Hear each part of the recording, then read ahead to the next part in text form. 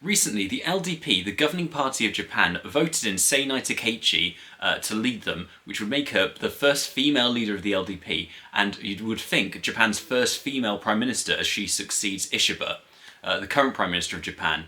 But apparently there's a plot underway by various factions to keep her out and stop her becoming PM. Here's how it's happening and what might happen in Japan. Now, it seemed like it would be a fairly simple matter of Takaichi simply becoming the PM as the successor to the government in Japan.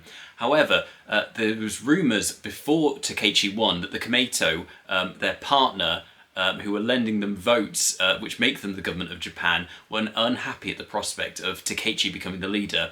And sure enough, after a breakdown in talks shortly after she became leader, Komeito have now left the coalition, which have left the LDP and Sanae Takaichi very vulnerable. This means that she only has 196 seats of the 233 she needs to form a government. So here are a few scenarios of what could happen now. Scenario 1 is that a coalition of the CDP, Ishin and the DPFP, the Democratic Party for the People, could replace her.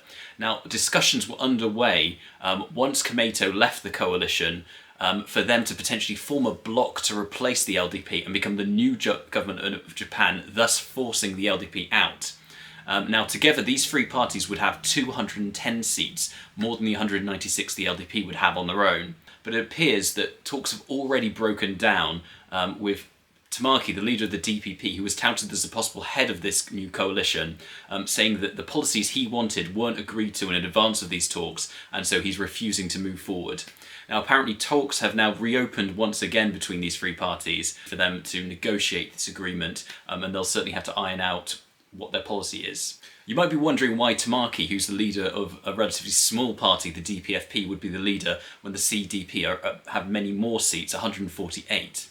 Well, basically, Tamaki, representing the centrist DPFP, represents a nice middle ground and represents a fresh start, given that he comes between the sort of the more left-leaning CDP and the more right conservative-leaning Ishin. He sort of presents like a middle compromise candidate who may be able to negotiate these three parties and sort of tactfully present a middle ground. Scenario 2 is that the LDP could find a coalition partner, possibly the DPFP or another party, to work with them if they're willing to meet whatever conditions they have for forming a coalition with the LDP. This would comfortably give them enough seats to govern if they could find a party to work with them.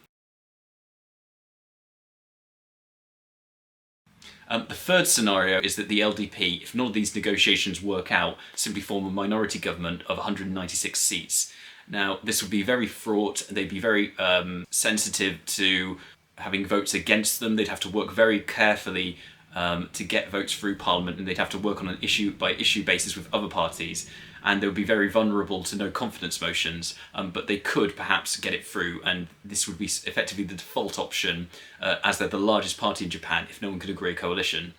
My suspicion is that Sanae Takaichi will probably be the next Prime Minister of Japan, simply on the basis that she's leading the largest party. She'll get in by default as a minority government, and she only has to get one other party to agree to work with her, whereas many different factions and parties will have to align to create a party bigger than her, and it will require much more compromised agreement, whereas she only needs one other party to come to the table and agree with her. But certainly things are very fraught and confusing, and it'll be interesting to see who becomes the next Prime Minister later this month after all these negotiations and back and forth politics take place.